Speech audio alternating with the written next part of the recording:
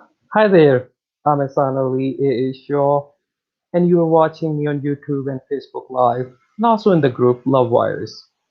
Today we are going to talk about a very interesting and current affair topic, corporate social responsibility. I know the title may seem unfamiliar, but the detail you would be very familiar with. Corporate social responsibility, or CSR. Corporate social responsibility is a type of is a is a environmental regulation is a regulation environment international regulation system for private businesses. Some businesses have fully adopted the concept, the corporate social responsibility, and some haven't. Ever since corporate social CSR has been introduced, many governments and countries have jumped in and they have started introducing environmental laws for the businesses. And but it's still underway the process of now what is corporate social responsibility. Corporate social responsibility is a process of conducting a business in an environment that is good for the economy, good for the businesses, that should generate profit, and secondly, it should be good for the society, that it should help out people, it should create employment opportunities, and third, it should be good for the environment because we, the people, and the society cannot live without the environment. So it should be sustainable in the long term. That is corporate social responsibility. And now the question is, some businesses like Microsoft and other tech companies are adopting the concept of, hey Adrian, are adopting the concept of corporate social responsibilities, and some haven't.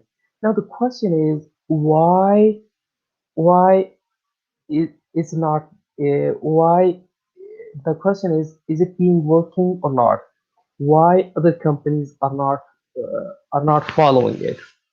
And today I welcome all of you to in a table talk show, and we have three guests, including myself, four people.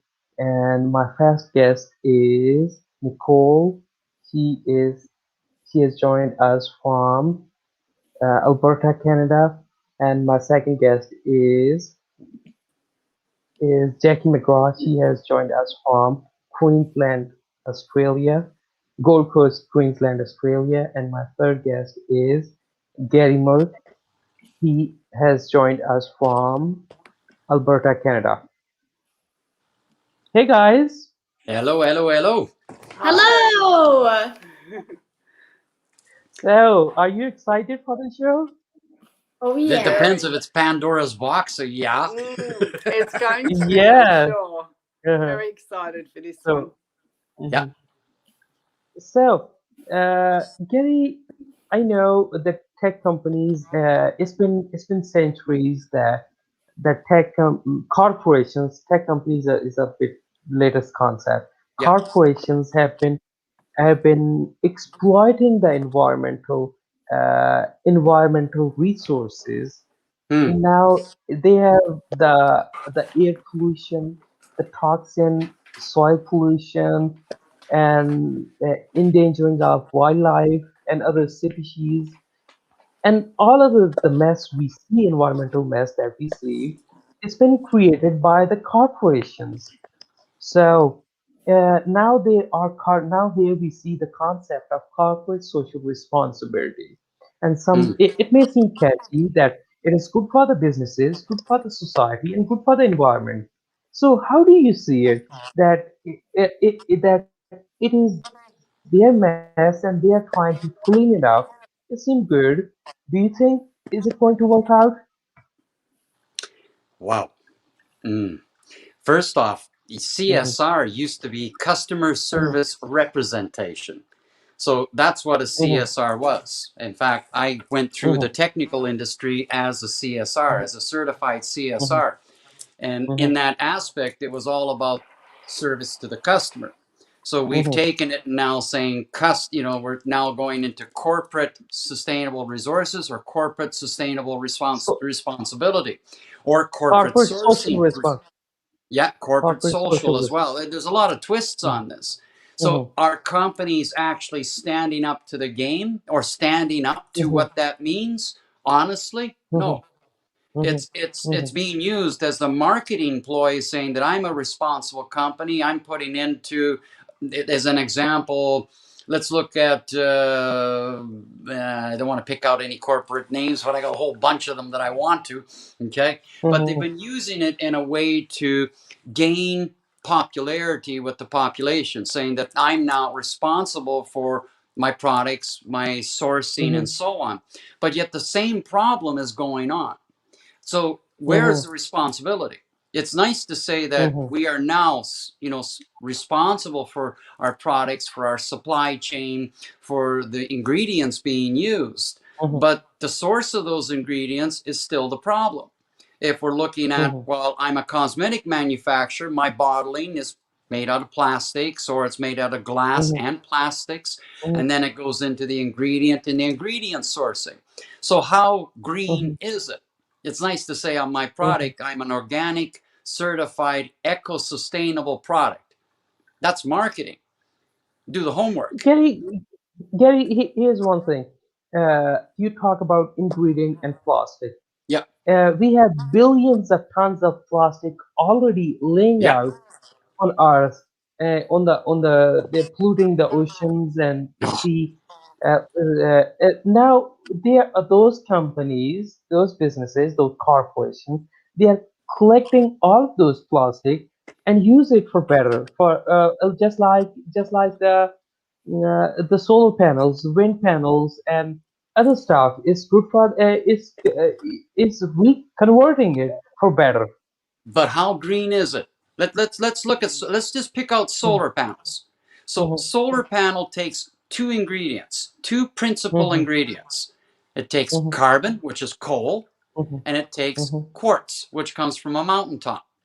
So we are clear cutting and still digging for coal and quartz to make these panels that last maybe 7 years. And then are we picking them up after they fall apart? No.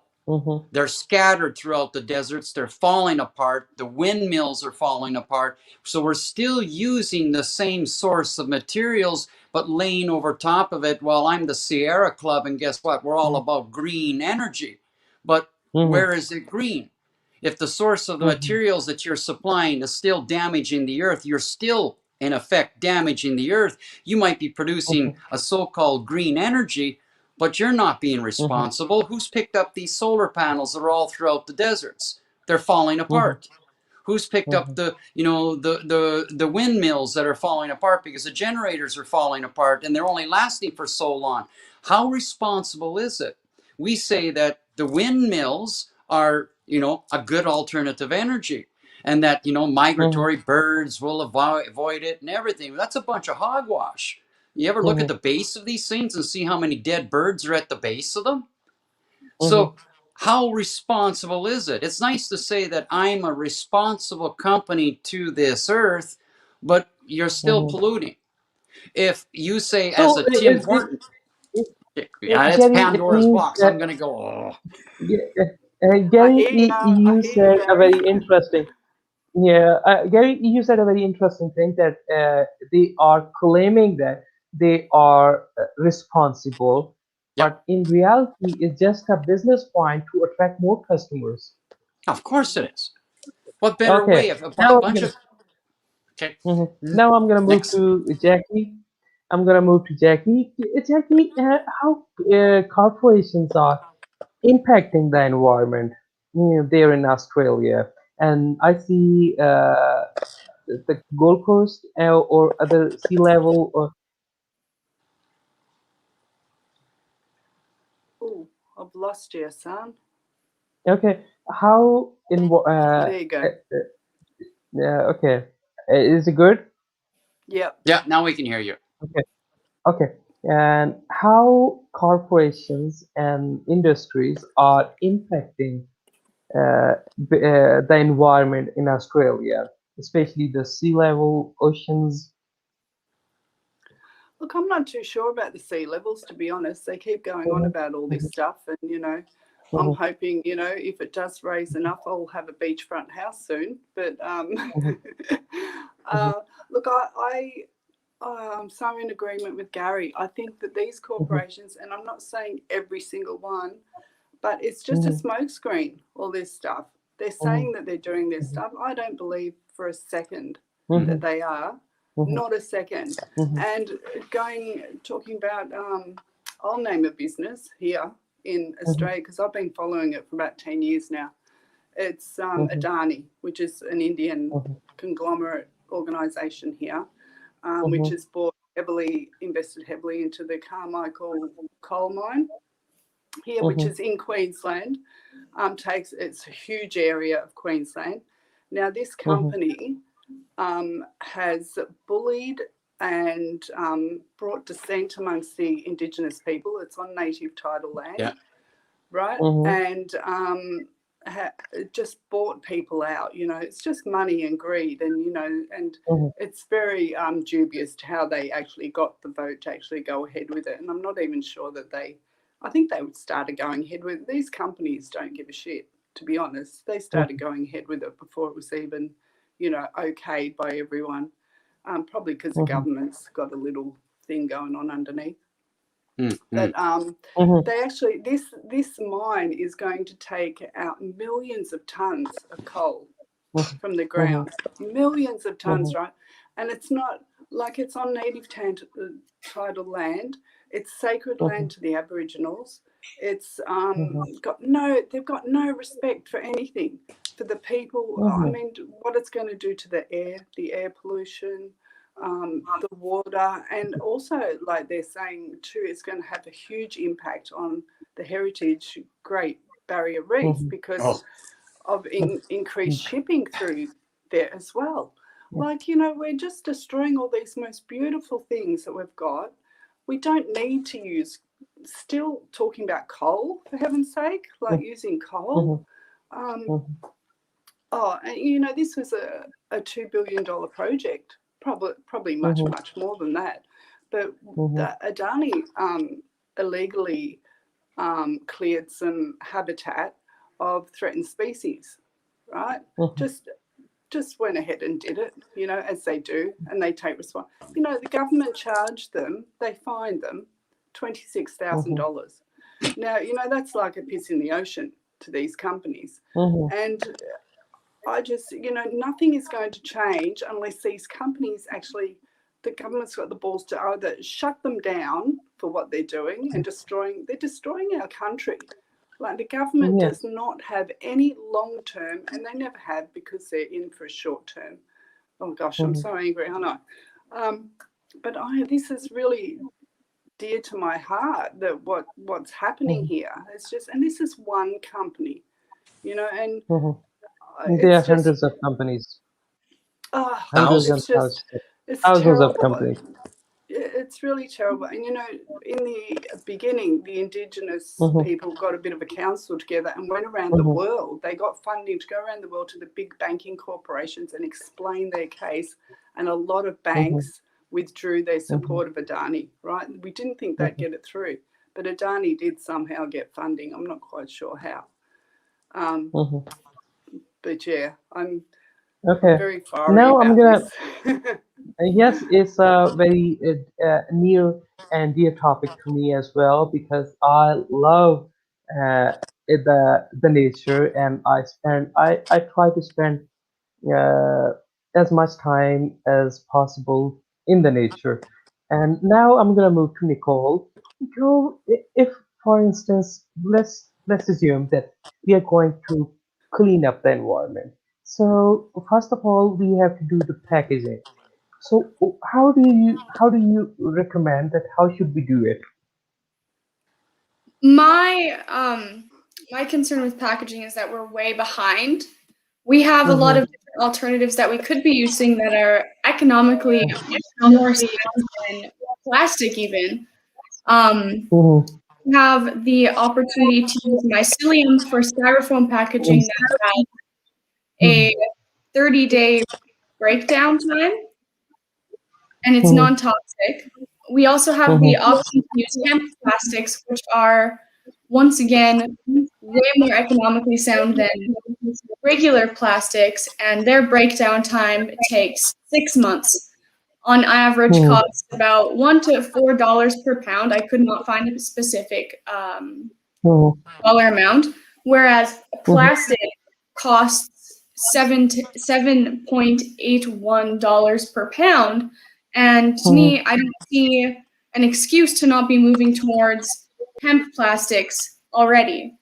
They're economically way better. They would cost companies a lot less to use than plastic, and they're environmentally way better. Now here I have the raw materials for plastic. Polyethylene costs $36 per pound as per May 2020 report.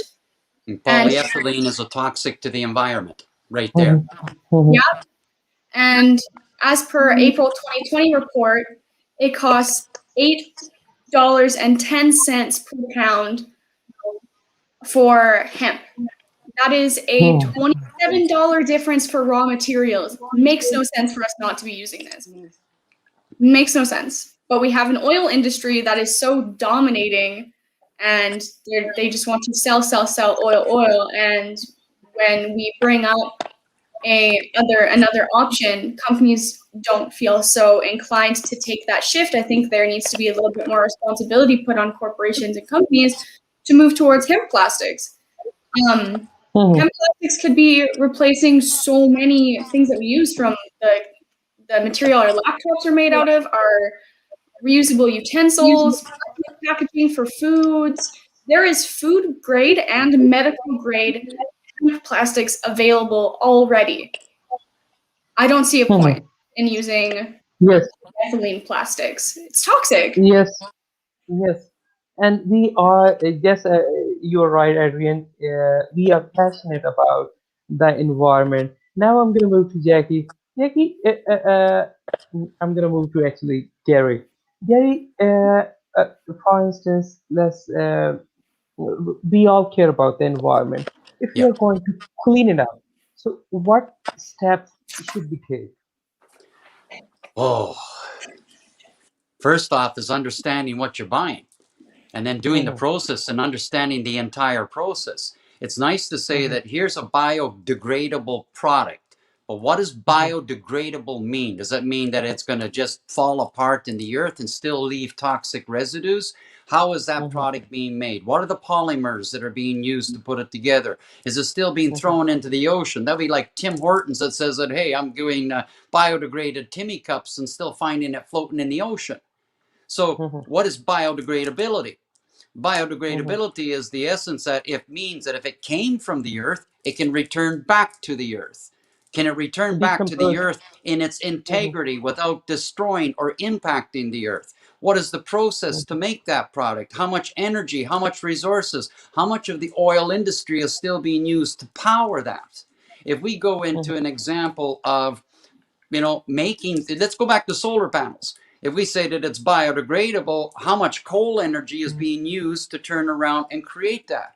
Or if we're saying I'm creating biofuels, well, I'm creating biofuels, but I'm stripping parts of the Amazonian forest in order to plant a biocrop at the risk of destroying the sacred medicines, at the risk of destroying the wilderness, at the risk of destroying the peoples of that land that have lived with nature for how many years? So the question is, to ask really is do the process. It's nice to say, well, here's a hemp product. That's a new industry. That's new and up and coming. That's like, take it and do it. And not saying that it's not eco-responsible, but is the whole process eco-responsible? Is the offset of using heat and the materials that are being used to create that product, maybe putting a toxicity into the air, but it's created a product that's not toxic? There's a whole gamut of things to be looked at. If we say that I've created an eco-responsible piece of clothing, okay, fine, I'm using a response or a sustainable resource, but yet the dyes that I'm using on it are chemical laden, or they are a toxic laden chemical, and or we're using it with other elements, and now that's being going where? So again, the question comes back to what is eco-sustainability and eco-responsibility? It should be from the I think very, very beginning that the earth is taken as the primary concern, not the product that I'm going to make. So yes, we indeed. play upon Yes, this indeed, Gary. marketing term. Gary, Go ahead. for instance, I said how you suggested, how should we do it? Because we have to clean it up. We all of us, we have to play our part. We have to clean up the environment for our future generations. Yeah. So, what steps should we take? I guess it's a question at the end of the day, what do you value most? Your Mhm, comfortability, okay, mhm, or the responsibility for the mhm, generations to come? mhm, If you're going to go based upon comfortability and a product that I have available to me, but yet it's going to have a long term or a mid-term effect to tomorrow's generations, where is that choice coming from? My mhm, choice is going to be looking at what is it going to do for the children for tomorrow. You can tell me mhm, that something is eco-sustainable and I'm responsible for it, but if the long-term impact of it is going to affect anything that is of a natural order, anything, mhm, then it's not being responsible. There's still an mhm, impact that's going on. So there's a question of finding some sort of balance in between this. But in an ever mhm, growing world that we're all based upon quick access to products, quick access to luxury, quick access to comfortability, what are we really mhm, putting value upon? The child looks at the tree that was there yesterday and gone tomorrow. His question is, where did the tree go? mhm, We could follow that paper trail and find out exactly where that tree is gone. At less than under 30% of the natural wilderness is left in the world. Do we have really time to play around with this? Think about it. no, If there is less than 30% of the natural wildernesses, if we mhm, do not change in the next 4 years, and I'm saying not in the next 4 years, if we do not change right mhm, now, the impact, mhm, there might not be 4 years left. The earth is going to respond one way or mhm. the other. The oceans are responding. Fishes are dying. We're overfishing. We're over farming. We're doing lots of things based upon corporate greed, Right. I think. Rising sea level, global warming, and all other stuff, soil erosion, Yeah, deforestation, polluted yeah. air, and Open up polluted more water. mining in the, oil mining in Yes, the Arctic, suck more oil out of the earth and justify it as the GDP. Uh, yes, indeed. Now I'm gonna move to Jackie. Jackie, what do you think? How should we? Can we find a balance between us, the human beings, and the nature? And because we all want to, but the corporation, when it comes to corporations, we don't trust it. So what should we do, or how can we find a balance? I think geez, it's hard, isn't it, to find this Mhm, balance?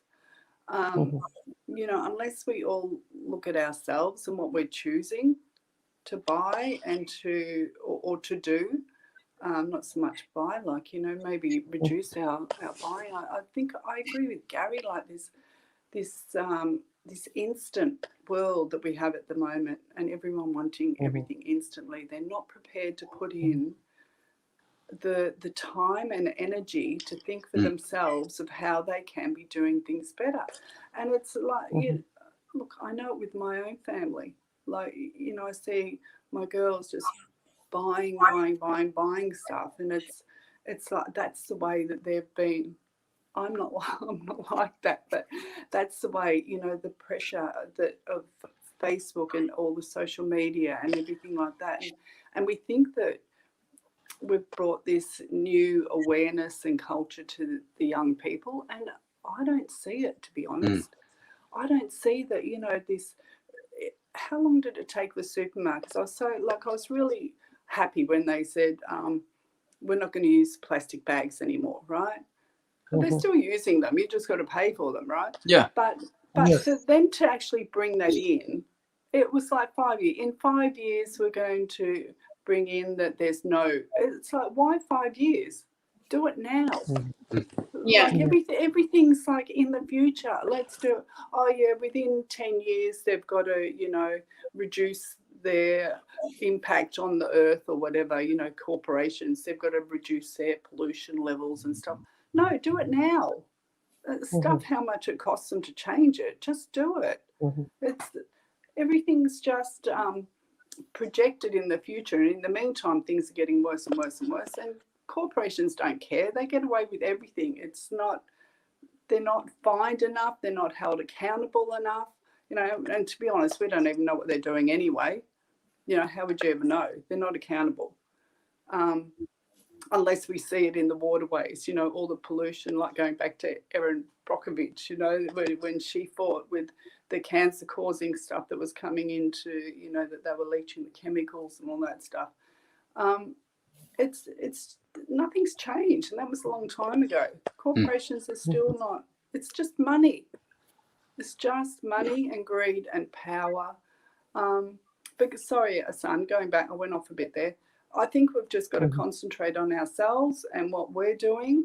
There's a lot of good inventions around to recycle, but we think we're recycling too, with plastics and things like that. And then you see images of places in India where they're just, tanker loads of plastic bottles going into some ground in India, in some hole there because the government's given them money to do it. They're not recycling. It's a tiny percentage of things get recycled. So we really have to pay attention to what we're doing in our own lives, and and demand that they change things by what we are doing. Don't buy products. You go in the supermarket, everything's packaged, everything's on this tray with plastic around it. Yep. So get away from that. Go to your local farmers markets or your local farm somewhere and source all these things for yourself, and just start speaking up with your money, because that's all they understand, these corporations. It is just all money and greed. Now I'm gonna move to Nicole. Nicole, how excited young generation is to the environment, and I hear that they are very passionate about the environment, and there are many. When we see the trends, the shopping trends, and uh, they prefer to buy organic stuff, organic things, organic clothing. So, how excited young generation is about cleaning up the environment? I see a lot of people from the younger generation. They're very passionate. We have a huge passion and an understanding of why it's important for us to make changes now. Lots of people my age are buying organic fruits and vegetables. I personally try not to use plastic bags at the grocery store when I buy my produce. I just put it in loose. And I see a lot of people making thrift shopping a trendy thing to do. So focusing on secondhand items, and instead of trying to buy everything new and exciting and trendy all the time, young people, we care about where things come from. Who are we supporting when we buy clothing online? What are their habits like? We try to track these things down. I think we understand that there is a huge responsibility for us to make changes today, as well as people that are from generations before us to make changes as well. We see that there is a need right now to be a difference in today's world, because we see that this isn't something that can wait for 10 years. It's not Trudeau saying, oh yeah, by 2021, you're going to stop single-use plastics. We still haven't seen it. I still haven't seen him actually put an end to single-use plastics. We have single-use plastics everywhere. They make these deadlines of 10 years from now. 10 years from now, no, I agree with Jackie. Today, what can we do today? Corporations do need to be held more accountable, and we understand that my generation understands that corporations need to be held more responsible. We have paper straws, but like, why do we need straws anyway? We shouldn't need that anyway. That's an unnecessary thing that we're using. I don't see, we don't see the point in a lot of these single-use plastic items, you know? I understand that it's convenient, but when convenience starts taking over and causing a huge problem with where we're living, it shouldn't be seen as convenient anymore. It's actually rather inconvenient that we're using plastic still, and that we are using pesticides, and we have factory farms. A lot of people my age understand that factory farming is a huge detriment to society, to the earth, to our own spiritual health. When I see that, I don't feel good. It doesn't make me want to buy meat. I don't want to buy meat. I don't like buying it. I don't want to put that in my body. And a lot of people my age feel that way too. We don't see the goodness in these products. We don't see that there's goodness in it. So we understand that these things are not very good. They're not as good as they seem. You know, it's like a big veil put on these corporations to make them seem better than they are. So we are extremely Yes, indeed. Yes, indeed, Nicole. Now I'm gonna move to Gary. Thank you. Gary, here we are. Here we have the big corporations, the greed of big corporations, and we want the action today.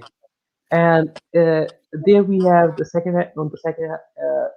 on the other hand, we have the young generation full of excitement. If you look at the Google Trends, check it out, and we see a lot of trends. People are moving towards the younger generations. They are passionate about the environment. They buy things when they go out for shopping. They prefer to buy organic things. So, how optimistic you are about the future? Until we actually come back to changing the whole aspect of farming, even when we say it's organic, that's a bunch of bullshit. Okay? You cannot guarantee that it's organic when 90% of the world is non-organic. The farming that's going on, that's using the cross contaminations. We talk about blaming it on the meat industry. Have you looked at the way that the vegetable industry is clear cutting forest as well, and tearing up the lands and using fertilizers to prepare those lands, to say that I'm doing organic farming when the amount of water that's being used, the amount of runoff that's happening, the runoff into the waterways. It takes one farm off on that edge that is non-organic that bleaches into what is supposedly organic. So you can't even trust what's organic today. If you do the math and you look at the way the farming is done, you will see that it is not beneficial whether we are farming cattle or whether we are farming acres of broccoli. It is still the way that it is affecting the land. If you're trying to reestablish a land, there's a way to do it, but we're in an industry that says we need to get food fast to the marketplace.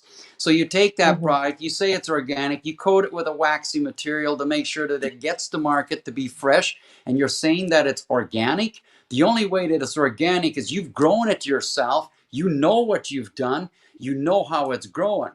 There isn't a Gary, but farm. Gary, we have a mass population. We have to, the government, the industry, the society has to feed. So not everyone has the ground to go out, and we are living in an economic recession, in a world of economic recession. And people need job. People have to work. Not everyone has has a time to go out and to do the farming and plant out the plants and grow food by themselves. I like the idea, but not everyone has It the takes capability or the time to do so. it takes this amount of space and this amount Mhm, of height to turn around mhm, and grow microgreens on your windowsill. So anybody that mhm, tells me that you do not have the time to grow your own microgreens, then mhm, you're not seeing the whole core of it. If you want mhm, the truth of getting vitamins fresh to market, fresh, forget the marketplace, how mhm, much is it going to cost you to grow your own microgreens at a fraction of the cost of what you're buying from the supermarket that isn't even as fresh as what it proclaims to be? If you're going to the mhm. farmer's market that has gathered his goods from collection from the day before and brought them into the farmer's market, and he's standing there and he's talking with passion, I'm going to believe him. Mhm. But what's in the supermarket? No, definitely not. Okay. Then look Mhm. at the overspray that's being used to keep that product fresh overnight to make it look like it's still fresh the following day. You Mhm. can grow your microgreens in a milk box. You can Mhm. grow everything from alfalfa sprouts to radish roots to every type of a seed that produces an actual full-blown vegetable and get 10 times the amount of micronutrients from a batch of microgreens that you can grow on your windowsill. So anybody that tells me that you do not have the time or the effort to do so, then you're part of the problem. That is my Okay. bottom. That's my opinion. I grow Mhm. microgreens here. It takes 2 days to turn them around. I have enough Okay. microgreens to feed me for 3 to 4 days from that little container. Now, Mhm. please. Jackie, Jackie, Gary said we have to grow our own food. I like the idea, but we have the mass population. We have to feed them. So, and the those farmers, the huge, the the mass. The word is mass consumption or mass production of food. We need it. We need it for the. We need it to feed the population, and we have to find the balance. And the problem is the process of change. It takes time. How do you see that? Yeah, it only takes time because we've made it this way, isn't it? Because we've gotten us into Mhm, such a state, and we've let it get mhm, to this far. And that's why it's taking a while to get back now. And people are used to mhm, getting money, money, money, and they don't want to give that up. So mhm, things take a long time. mhm, I don't know mhm, if you have it in your area, or I know we have it in our mhm, area where there's co-ops. There's certain people that Yep. will do that work for you, and they will go and collect the farmers' veggies. They'll go to the markets and they collect it, then they box it all up for you, and they'll deliver it for you. Um, they'll go direct to the farmers a lot of the times, mhm, to make it, and it's not.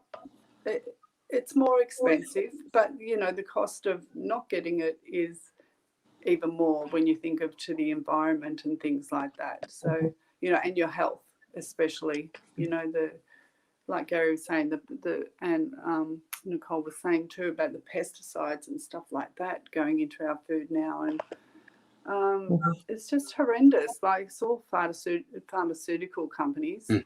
and so and all their money, and they've got money in all these things as well. So that part of it's not going to stop unless we stop. It just comes back to us being, you've got to make the time, Asan. Yeah, we mhm, have to make the time. What's more important? You got mhm, just prioritize some things. You got is mhm, it Are we all going to have that way of thinking? Nothing's going to change. mhm, Nothing will change. We still have that way of thinking of that. I haven't got time. I haven't got the money. I haven't got this. I haven't got that. This is why things aren't changing. We have to do it on an individual level for things to change. Mm. mhm. Concentrate on Ye- yourself and what you want to do and what your intent is for this world, and let's make a change there. Yes, indeed. We have to make the change today. And now I'm going to move to Nicole. Nicole, how do you see that as a social level, as a society? How what steps we should take? We talk about the environment. Uh, Corporate social responsibility is about also about the society and the role of society.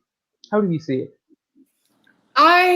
One of my big issues I have is with product honesty. Mhm, We have these organic products that are seemingly organic, or products that say 100% recycled material, but a lot of the times these are just labels that we put on products to make money and to draw people in. Just like, oh, health is trendy now, so I'm going to buy this thing that says healthy on it.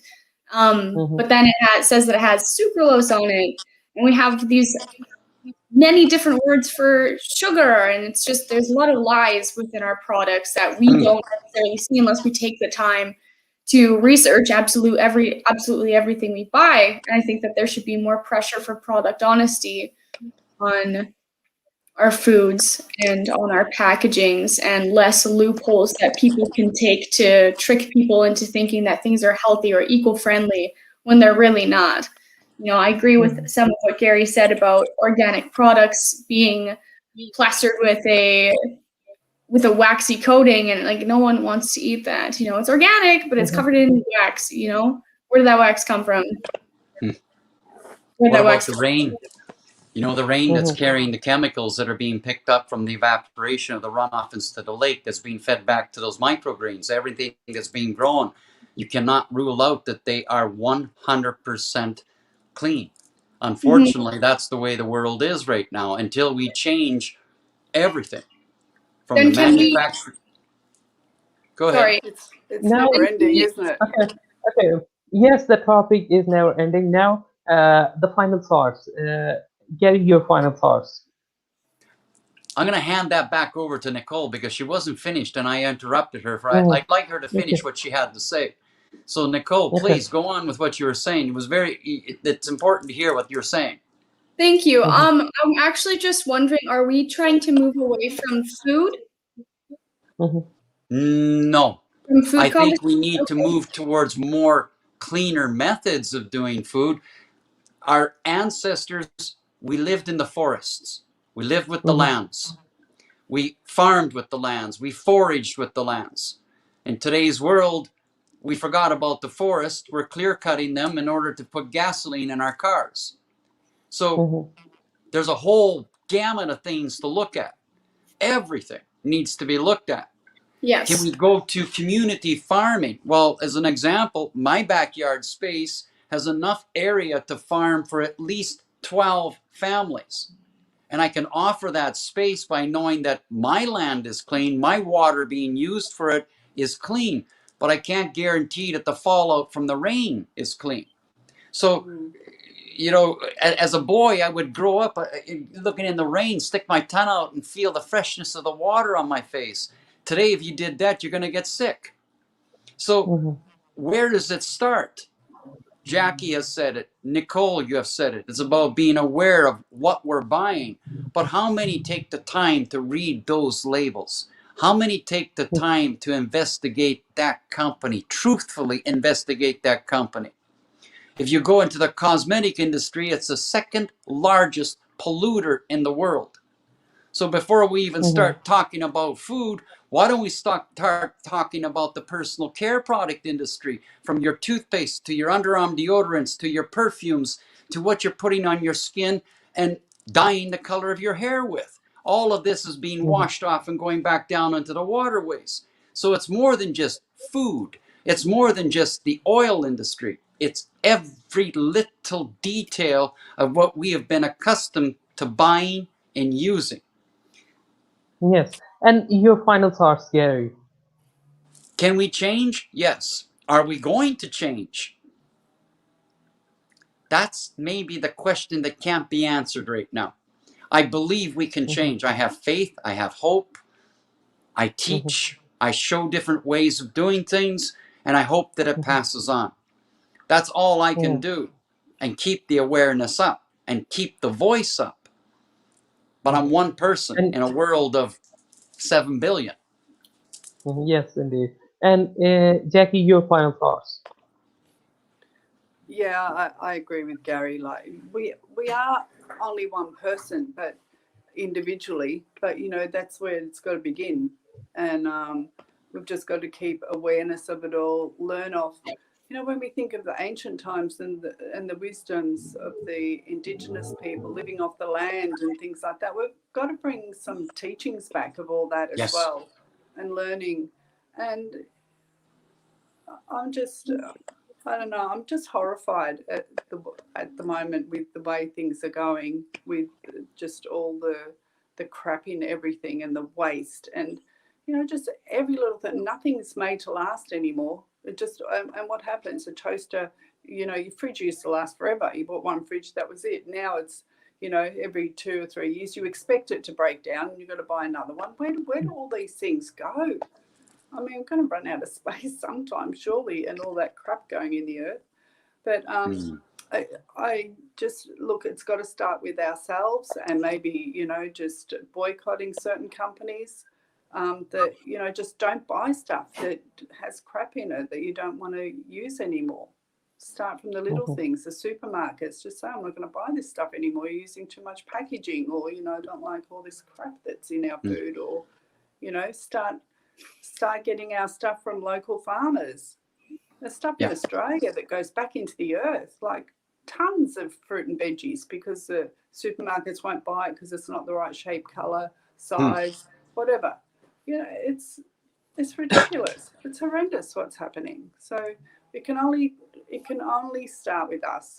There's no other way. It has to start with the individual. Yes, indeed. And Nicole, your final thoughts.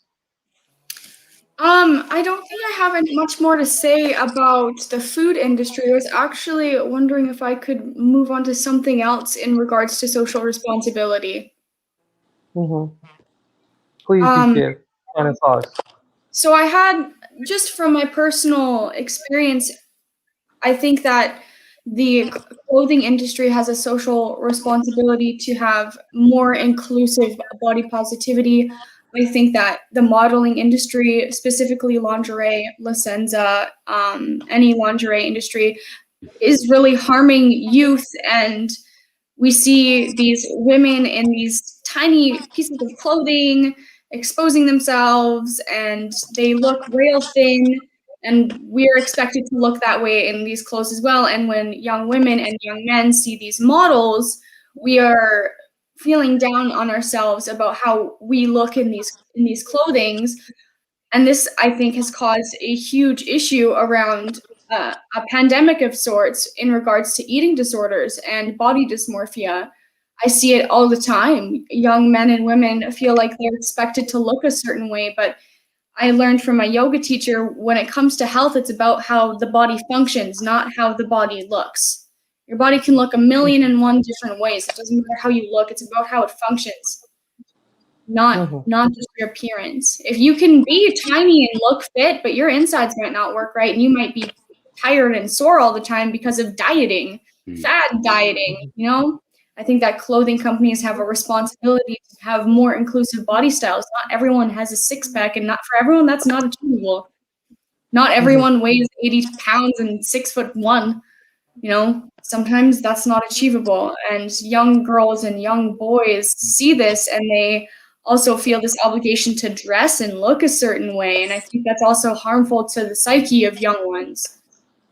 They're being shown these ways to express yourself, dress how you want, but also these companies are affecting children. I had also seen that, I think it was, actually, I won't name drop a company, but there was a lingerie company that had children on their runway. Yep. That is, there are many companies. Pardon? There are many companies. There are many companies that employ child labor. Children in lingerie on their runways. What the heck? What is up with that? Where's the social responsibility in that? Now, my final thoughts are that we have to break it down. We have to look at our lifestyle. Look at our lifestyle, my lifestyle. That what products I'm using and where they are coming from. We have to dissect our life. That we have to dissect our life. What perfume I'm using, what clothes I'm wearing, what food I'm using, or what kind of things I'm surrounded with. We have to dissect them, and we have to ask ourselves. I have to ask myself this question: that am I using the right product? If we all start doing this, asking these questions, then we can find our answer. That we then I hope and I pray that we should find a solution. We should find a sustainable way of living with the environment and with the corporations. I really hope to do so. And thank you guys, thank you Gary, thank you Jackie, and thank you Nicole for joining us, for your thoughts, and also thank you, Carolyn, Stephanie, Adrian, and other people for your lovely comments. And thank you. If you have any questions, just leave it in the comment box below. I'll answer it to you. Gary, Jackie, Nicole will get back to you as soon as they can. And thank you, and have a good day, good night, good afternoon, wherever Good you night. are. Namaste. And Thank you. I'll, I'll see you next week with another topic, with some of the guests and on the table talk.